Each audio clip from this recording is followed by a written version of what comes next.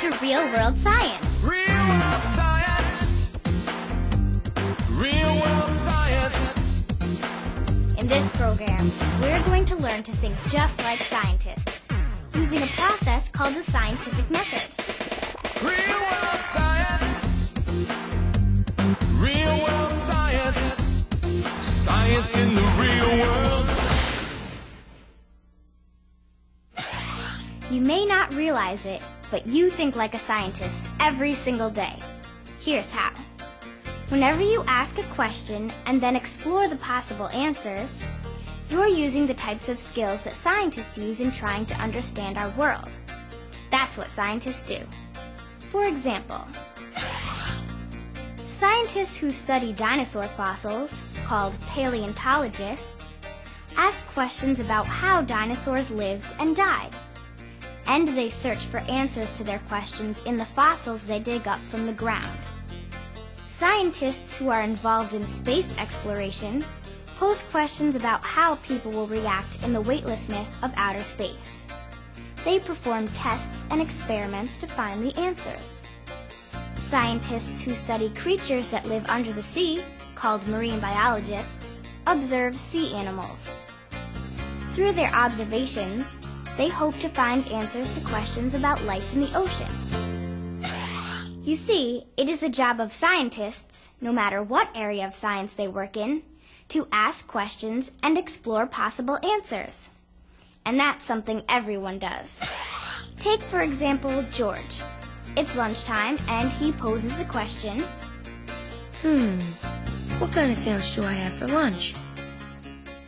How does George begin to answer that question? Well, he begins to gather information using one or more of his 5 senses. First, George smells the sandwich. Next, George looks at the sandwich. Based on his observations, he's able to come up with a possible answer. Scientists call this educated guess a hypothesis. It smells like ham, and looks like ham, and there's cheese. It could be a ham and cheese sandwich. George's hypothesis is that he has a ham and cheese sandwich. How can he be sure? He can experiment to test his hypothesis. This tastes just like the ham I had the other day, and I taste American cheese. Was George's hypothesis correct? Well, here's his conclusion. I was right. It's a ham and cheese sandwich. Now, George trying to figure out what he had for lunch isn't quite as complicated as a scientist unlocking the secrets of the universe. However, the process of finding the answer is very similar. They both use the scientific method, a step-by-step process that scientists have developed to help them solve problems and test new ideas. Now, there are different forms of the scientific method, and the order of the steps is not always the same for each problem. But for our purposes, we're going to cover the basic steps that scientists follow when performing a scientific investigation, also known as the research method. Here's the scientific method step by step. Step 1. Define the problem or question. Step 2. Gather information. Step 3. Form a hypothesis. Step 4. Experiment. Step 5. Make observations and analyze data. Step 6. State a conclusion. We can use the scientific method anytime we need to solve a problem or test a new idea. For example, David just started a paper route. There were no streetlights on his route, so David held a flashlight to help guide him along the way. One very rainy morning, David had to take an umbrella along on his paper route. He realized it was very awkward to hold the flashlight and the umbrella and deliver the newspapers too. When he tried to hold the flashlight in the same hand as the umbrella, David dropped the flashlight and it broke. So, for the rest of the paper route, David couldn't see very well, and he stepped in lots of puddles. David had a problem, and he needed to come up with a solution. So, he used the scientific method. The first step was defining the problem. I can't hold the newspapers, flashlight, and umbrella all at the same time. Next, he had to gather information. So, he looked through a catalog that had different types of lights, and he saw some with clips that could be attached to different objects. Maybe I can attach a light to the umbrella so I can have one hand free to deliver papers. David thought that if he attached a light with a clip to his umbrella, he would be able to see in the dark while he delivered his papers.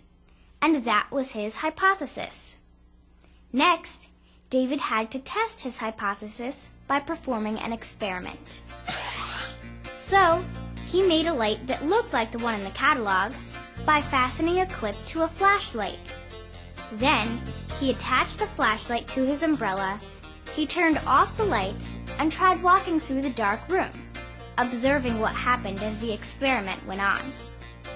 With the flashlight attached to the umbrella, he could see where he was going, and he still had a hand free to deliver papers. Attaching a flashlight to my umbrella solves my problem.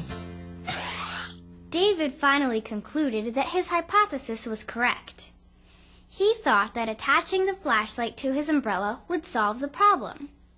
So, he tested his idea, and the results of his experiment supported his hypothesis. Let's review those steps again. Step 1. Define the problem or question. Step 2. Gather information. Step 3.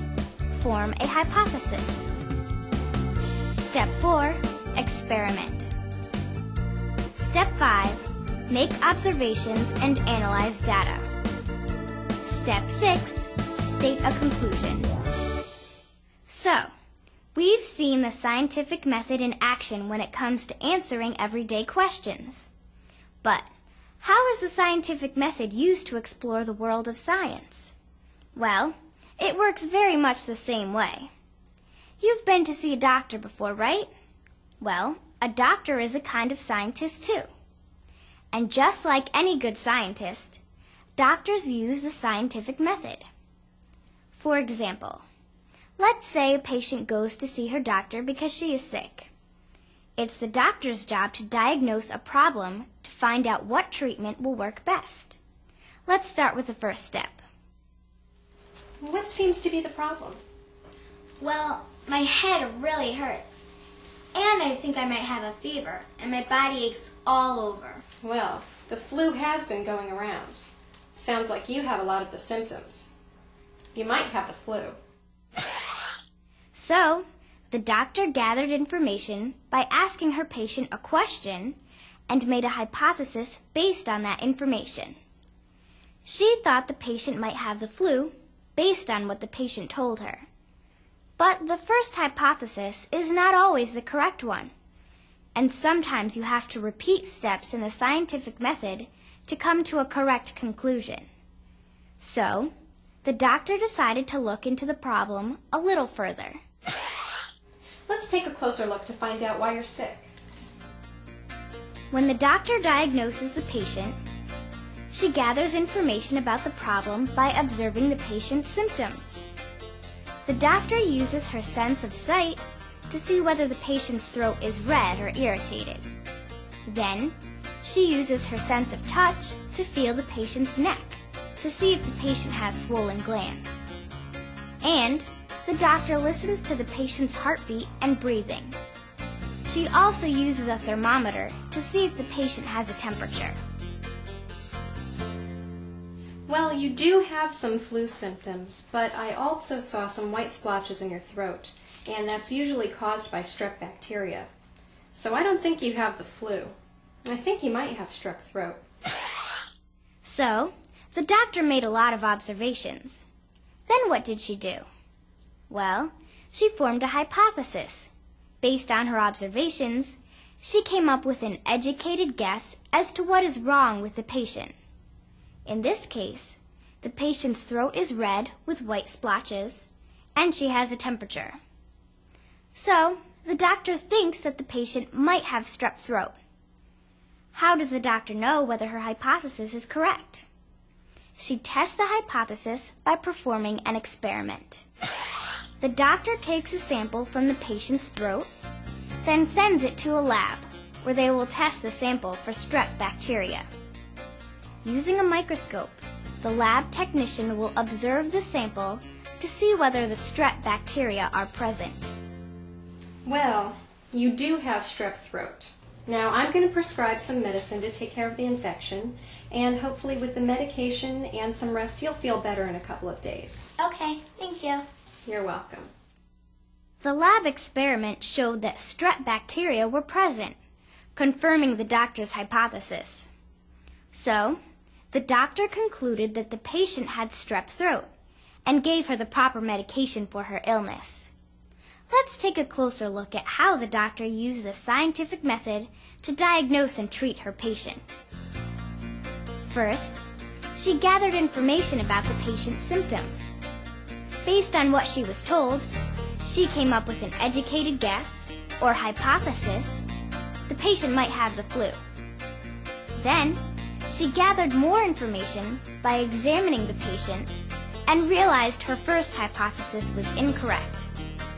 So, she came up with a new hypothesis. The patient probably has strep throat. Then, she tested the hypothesis by doing a lab test for strep throat. She observed the test results and analyzed the data. Finally, she came to the conclusion that the patient did indeed have strep throat. You don't have to be a doctor or a rocket scientist to use the scientific method. And you can even perform real scientific experiments. One winter day, Julie and Melissa were watching the weather on television. Here in the town of Shoreline, the temperature is below freezing. Many of you will be happy to know that the Shoreline Pond is frozen and open for ice skating. Great, now I can go ice skating. And over at the Shoreline Beach, the temperature is also below freezing, so there won't be any swimming anytime soon. Wait, if the pond water is frozen, why isn't the ocean frozen? See that? Julie performed the first step in the scientific method. She defined her question. Now Julie and Melissa had to come up with an answer. So, Melissa went one step further and started to gather information, not from books, but from her brain, by remembering things she had learned in school about different bodies of water. I'm not sure, but I know that the ocean is saltwater and the pond is freshwater. Maybe it's the salt that makes the ocean water take longer to freeze. And just like that, Julie and Melissa came up with a hypothesis. Salt water takes longer to freeze than fresh water. But how can they know for sure? Well, they could test their hypothesis by performing a scientific experiment. We can try doing an experiment with some salt and water and put it in the freezer. Let's try it. So, Julie and Melissa set up their experiment. They decided that they would try freezing 3 cups containing equal amounts of water and vary them by adding salt to 2 of the containers. They would only test one thing or factor in the experiment: salt. The factor being tested is known as a single variable or experimental factor. When doing an experiment, it's important that you only have one variable. That way, you know that the variable is what causes changes in the experiment, nothing else. To ensure the success of your experiment, always measure carefully, so that all the factors, except your variable, are exactly the same. In the first container, Melissa added 1 teaspoon of salt to the water. And in the second container, she added 2 teaspoons of salt. The third container was just water, and that was their control. When you have a control, you're doing another experiment. The difference is that the control experiment is missing the variable. However, It is exactly the same as the experiment with the variable in every other way. The control helps show the importance of the missing variable. Let's go back to Julie and Melissa's experiment. After they prepared the salt and water mixtures, they put a popsicle stick into all 3 containers. That way, when the popsicle stick couldn't move anymore, they would know the water was frozen. They put all 3 containers in the freezer and observed them every 15 minutes to see if the water had frozen. Each time they checked the containers, they recorded their observations. Here's what they found out. The water that had no salt froze in 15 minutes. And the water that had 1 teaspoon of salt froze in 45 minutes. And the water that had 2 teaspoons of salt froze in 75 minutes. The more salt we added, the longer it took to freeze. I guess we were right. Yeah, salt makes water take longer to freeze. And there you have it. Julie and Melissa used the scientific method and came to the conclusion that salt makes water freeze at a slower rate. All they had to do was use the scientific method to come to a logical conclusion. Did you notice how Julie and Melissa wrote down the experiment and their observations on paper? The observations that they recorded are known as data. It's important to outline experiments and record data so that other people can study your experiment and repeat it the exact same way to confirm your conclusion. When enough scientists repeat an experiment lots of times and have enough evidence to support a hypothesis, then it becomes known as a theory. A theory is a hypothesis that has been tested many times and is supported by data. So, why is it important for scientists to use the scientific method? Well, for one thing, it's a logical way for them to come to conclusions about the world around them. But it sets forth a standard that all scientists can use to understand and compare each other's information. And the more people we have working together to answer questions about the world around us, the more we can learn. As you've seen, you don't have to be a scientist to use the scientific method. Anyone can use the scientific method to come up with answers to all kinds of questions. Like, when the refrigerator door is closed, does the light really go out? Or why does soda make you burp? Use the scientific method and find out.